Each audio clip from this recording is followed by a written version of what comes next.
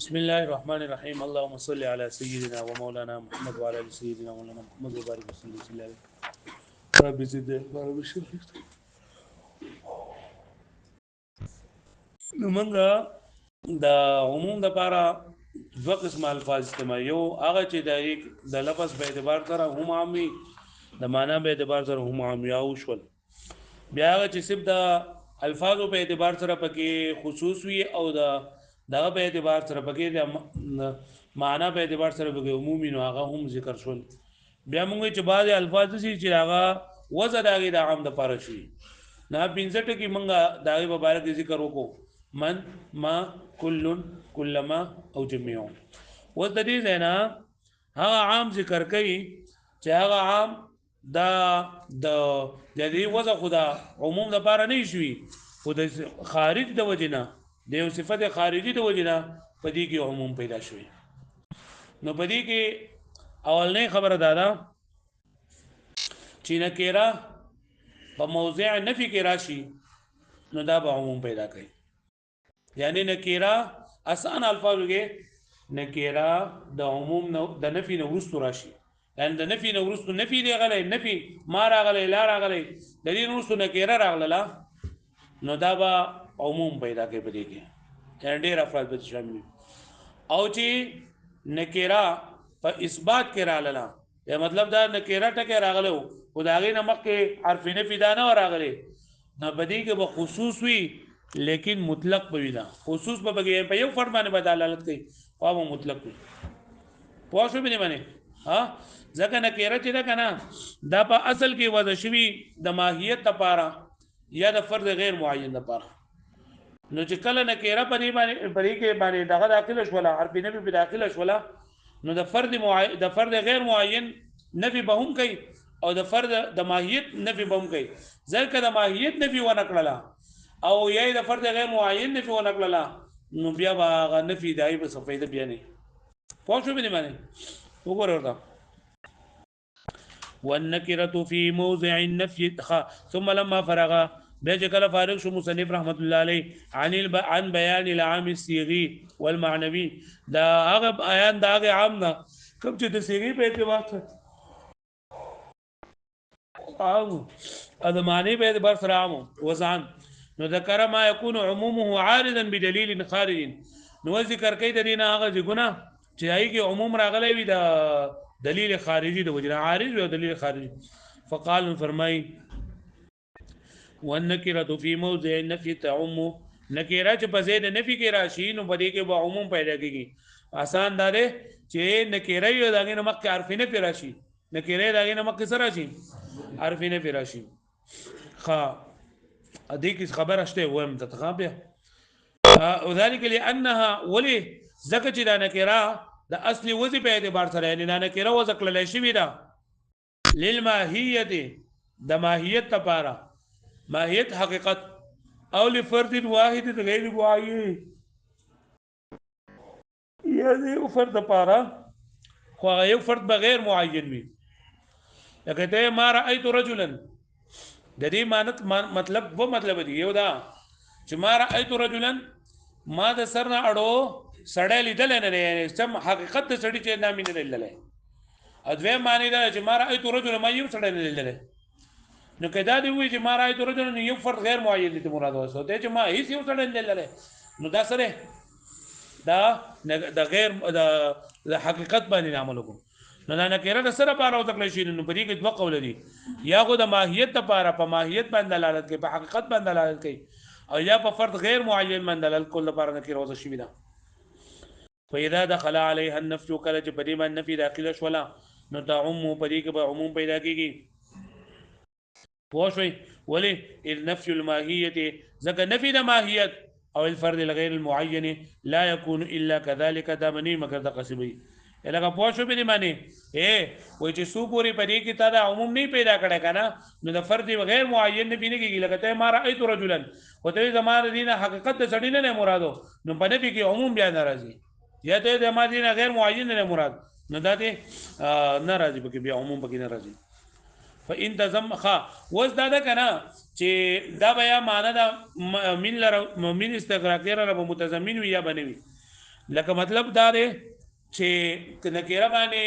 کله عموم په نکره باندې نکره چې کله منفي وي نو په دې کې د عموم د معنا دا وجوبي ده او که جوازي ده پوه شو مې باندې نکره منفیه یعنی په نکره باندې چې کله نفي داخله شي نو په دې کې عموم پیدا کیږي او د عموم د معنا په دې کې وجوبي ده او که په دې کې سره جوازي ده په دې خبره باندې پوه شئ نو موږ وایو کچرتا دا متضمن معنا د من استغراقیه لره جو بیا په کې دا عموم د معنا وجوبي وي او که متضمن نو معنا د من استغراقیه لره نو بیا دا جواز وي مطلب عموم به پکې جایز وي او خصوص هغه اصل دي هم جایز دي لکه ته چې هل من رجل فی الدار آیا په دې کور کې څوک سړی شته نه تورته لا رجل فی الدار په کور کې هیڅ یو سړی نشته دا مطلب دی په کور کې یو سړی نشته او هیڅ یو سړی نشته ودا لا رجل فی الدار دا معنا د من لره متضمن ده ځکه چې په سوال کې ذکر شو چې هل من رجل فی الدار په جواب ورته وي چې لا رجل فی الدار نو په دې په لکه مذکور فی السؤال معهود فی الجواب بدروس البلاغه کې تاسو مذکور فی السؤال معهود فی الجواب ندل کې په سوال کې من استغراقیه شته په جواب کې من استغراقیه نشته نو موږ وایو چې دا من استغراقیه له متضمن ده یا لکه تاسو کوی هل من اله الا الله لا الله نه ما سوا بل څوک معبود شته جته لا اله الا الله ان الله نه ما سوا هیڅ څوک بل معبود نشته نو کته په نفي کې عموم پیدا نه کی نو بیا دا توحید فائدہ نه ور کوي توحید فائدہ او دا هم دا لا اله الا الله لا رجل في الدار دا معنی د من لره معنی د من استغراقیه لره متضمن ده ولی زکه چې په جواب کې د من استغراقیه ذکر ده پوه شوي فان تضمن دوز د فان تضمن نه خبره کوي نو چې کله با چې کله نکره منفیه وي نو په دې کې به د عموم کله واجب وي او کله پکې جایز وي پوهیږئ کنه پوهیږئ आवाज ناراضي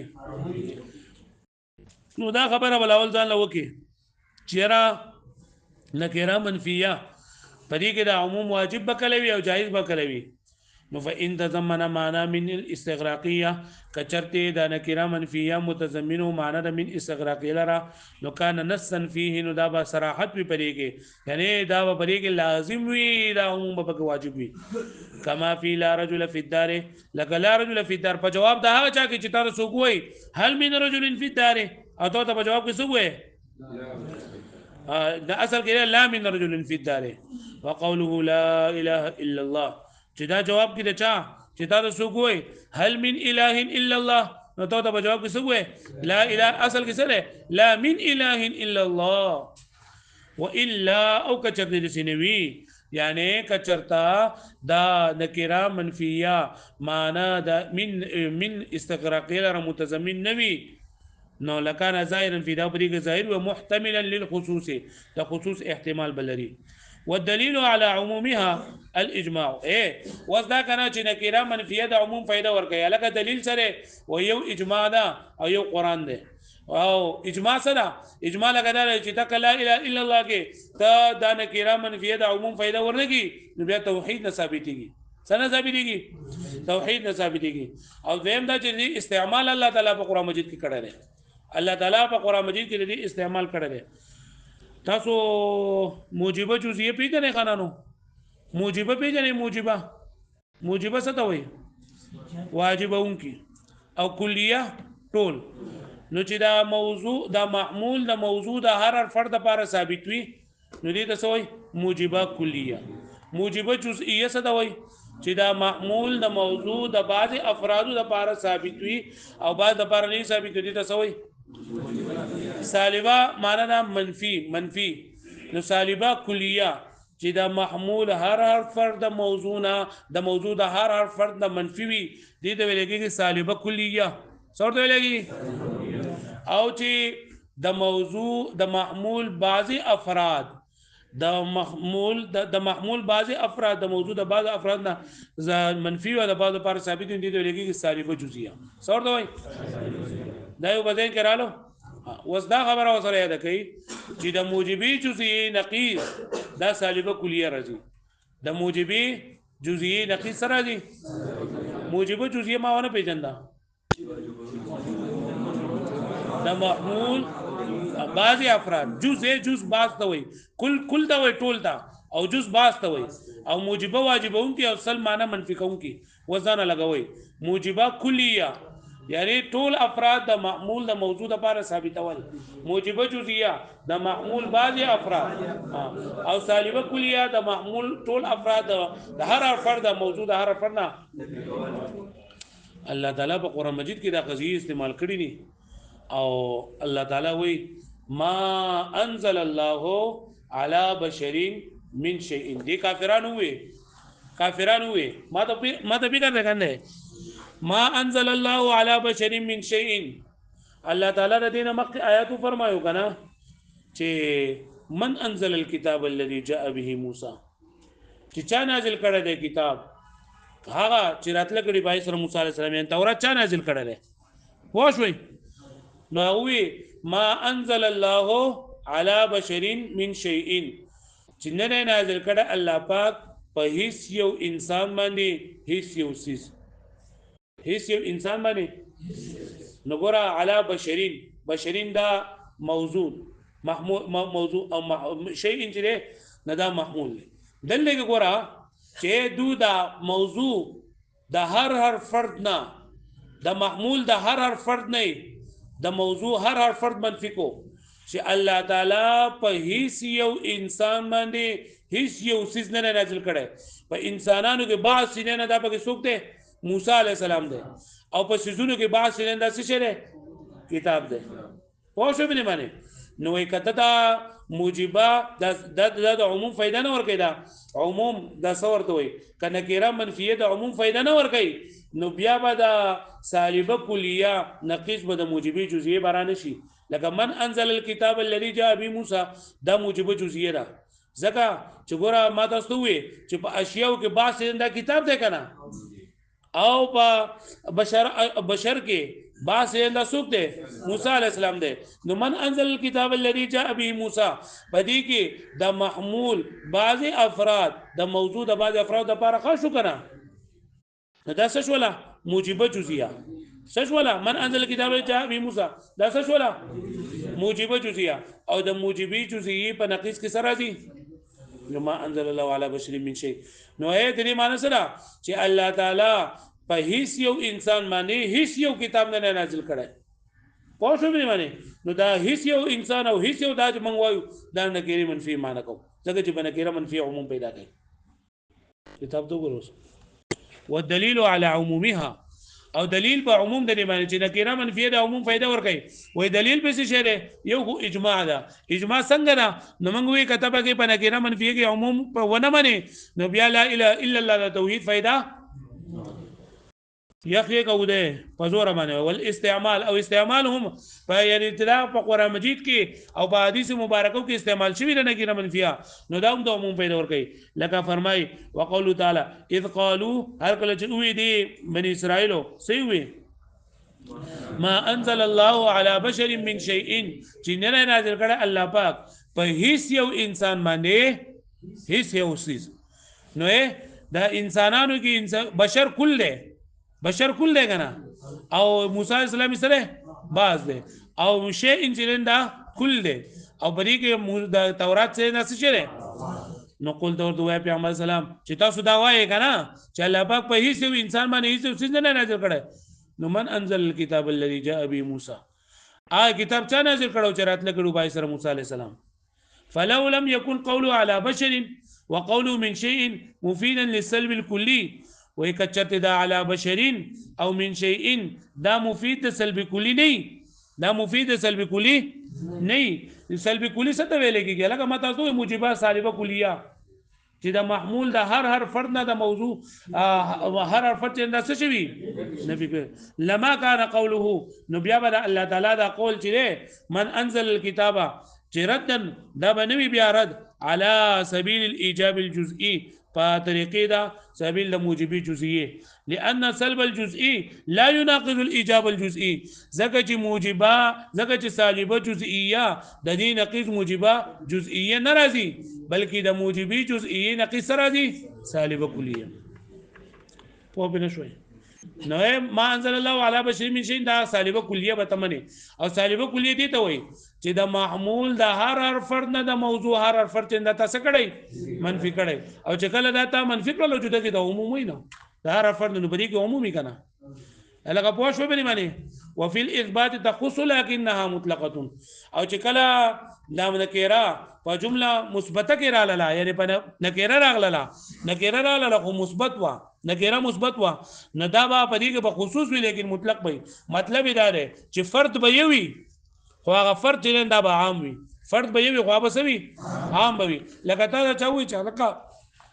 اعتق رغبه غلام آزاد کا نو غلام کا شل او کډون دی او کا کوټ دی که هر څه دی او که شل دی او که مسلمان دی او که کافر دی او که هر څه دی خو یو غلام آزادولو باندې به خبره خلاص شي یو بس نو ګوره دلته اوس ګوره اعتق رقبه نکره ده که معرفه ده بھائی نکره ده او مثبت ده که منفي ده مثبت ده نو یو به خاص به یو لیکن عام به وي په څه په اعتبار سره د صفاتو په اعتبار سره نو قرآن مجید کې الله تعالی فرمایي او فتحرير رقبه او تحرير رقبه نو که هر یو غلام دی آزاد کو نا بسی اوس به امام شافعي رحمۃ اللہ په کې چل کړو سره او فی الاثبات تخص به اثبات کې بدا خاص وي په اثبات کې بس خاص وي یعنی نکره چې کله مثبته وي نو دا به خاص وي لکنها مطلقه لیکن مطلق به وي د صفاتو په اعتبار سره لیکن مطلق به وي و اذا لم تكن تحت النفي کله چې نکره تحت النفي نه وي واقع بل كانت في الاثبات بلکې وي دا واقع په اثبات کې فتكون خاصه لفرد واحد غیر معين نو دا به خاص وي د یو فرد لپاره خو یو فرد دا بغیر معین وي لكنها مطلقه بحسب الاوصاف لیکن دا مطلق وي د اوصاف په اعتبار سره کما اذا قلت لك څنګه چې تا وي اعتق رقبه یو غلام آزاد کا يدل على اعتق رقبه واحده نو دا دلالت کوي د یو غلام په آزادولو باندې محتمله لاوصاف كثيره چې دا یو غلام به احتمال لري د ډیرو اوصافو به ان يكون سودا کدا غلام تور وي او بيضاء یا سپین وي او غیر ذلك یا باطن غړي بل څه ټیم وي واذا قلت جاءني رجل اگر چې یو سړی جاءني نو ما خو دې سړی راغی نو دا سړی کا تور دی او کا سپین دی او کا بوډا دی او کا ځوان دی او کا هر څه دی بس یو سړی راغلی دی نو يفهم منه نو فهميږي د دینه مجيء واحد منهم یو کس راتله د دینه مجهول الوصف چې هغه مجهول الوصف دی ولکه دلته کې جمع مطلق وي کنه نو دلته کې مطلق نه مراد وي دا دی چې هغه په یو څه باندې دلالت کوي په غیر د اوصاف متعین وي ودل لګي د مطلق نه مراد وې نه نه وليس المراد بالمطلق ها هنا هو الدال على الماهيه چې دلالت کوي په ماهیت باندې من غیر دلاله على الوحده والكسره بغیر چې وحدت او کسره باندې دلالت کوي دې مراد زمونږ نه ده الګه پوښښ په دې باندې وای د مطلق چې کنه د مطلق دوه معنی دي یو مطلق معنی لري چې هغه په یو فرد باندې دلالت کوي خو هغه د اوصاف په اعتبار سره غیر معین وي زمونږ دا مراد ده او دا مراد زمونږ نه ده چې مطلق څه ده وای چې په د ماهیت باندې دلالت کوي د وحدت او د کثرت په کې کله نه ساتل شي وای زمونږ د مطلق دا مراد نه دلته کې بل هي الداله على الواحده بلکې زموږ د مطلق نه مراد ده چې دلالت کوي په یو باندې خو من غیر دلاله على تعین الاوصاف په اوصاف په متعین کولو کې په دې باندې دلیل نه او هو الذي غر الشافعي في ظنها عامه او دا ځکه چې امام شافعي رحمۃ اللہ علیہ په کې دوکه شوی دی چې هغه د عام خیال کړی وهو معنى قوله تعالى امام شافعي رحمۃ اللہ علیہ وی وهو معنى قوله او دا د مصنف د قول معنی ده چې فرمایي وعند الشافعي تعم د امام شافعي رحمۃ اللہ علیہ په اعتبار سره چې کله نکره په اثبات کې واقع وي نو دا به عام وي حتى قال بعموم الرقبه المذكوره في الزهار وای چې دی وای په عموم رقبه به دغه په زهار کې زهار کې الله تعالی څه فرمایي ومن لم يجده نامخکې والذين يظاهرون من نسائهم ثم يعودون لما قالوا فتحرير رقبه من قبل ان يتماسا نو اوس ګوره فتحرير رقبه نو اوس دا چې دا عام دی شامل له مؤمن ته کافر ته تور ته سپین ته هر قسم چې دا شامل دی پوه هر قسم غلام کته آزاد کو نو دا خو دین یو شل او یو مدبر دین دا منګه خاص کړل چې شل او مدبر دین دا پکې نه بي اجماع پوه شو به باندې ها او امام شافعي رحمۃ اللہ علیہ فرمایي کنه چې دلته تا ته ګوره دا شل ته وشته کنه او ته دا مدبر وشته نو زه دا کافر مباسم مسلمان بازاد دی پوه شو او زه دا مباسم چې لکه هغه ګډ وډي خو برابر غلام بازاد دی ها پوه شوې به معنی ځکه تا ته یو خاص کړل دی اته به دا نور خاص کوم داخل پکې نه لري شل پکې داخل نه لري ځکه مطلق ویل لري نو مطلق دوه خبرې دي المطلق یجري على اطلاق مطلق وجاري کې په خپل اطلاق معنی او بل لا چې کله مطلق ویل شي یراد به فرد الکامل نو که فرد کامل به مراد وي دا شل خو سره فرد کامل نه نو فرد کامل دي ته چا کار کولای شي نو شران کار نشي کولای بل لا کافر پکې داخل نه دی دا مدبر پکې داخل نه دی ځکه چې من وجه واغه او دغه دی نو آزاد دی پوه شو به معنی بیا به اخره کوي چې صاحب تلوی ویلي چې دا نزاع لفظي ده موږ ورته دغه وایو مطلق وایو هغه ورته عموم وایي نور یو شی دی هم یو غلام آزاد دی وعند الشافعي رحمه الله تعالى تقول امام شافعي رحمه الله باندې دا تعم عام وي حتى قال جاء فرمای بعموم الرقبه چې رقبه به عامي كما رقبه المذكوره في الزهار چې كما ذکر کړل شي په زهار کې فانه يقول فرمای ان لفظ رقبه في قوله تعالى فتحرير رقبه عامه عامله شامله للمؤمنه والكافر فقبل ما نكوي شامل لچا چاته والسوداء والبيضاء والزمنة شلتا زمنة ستوي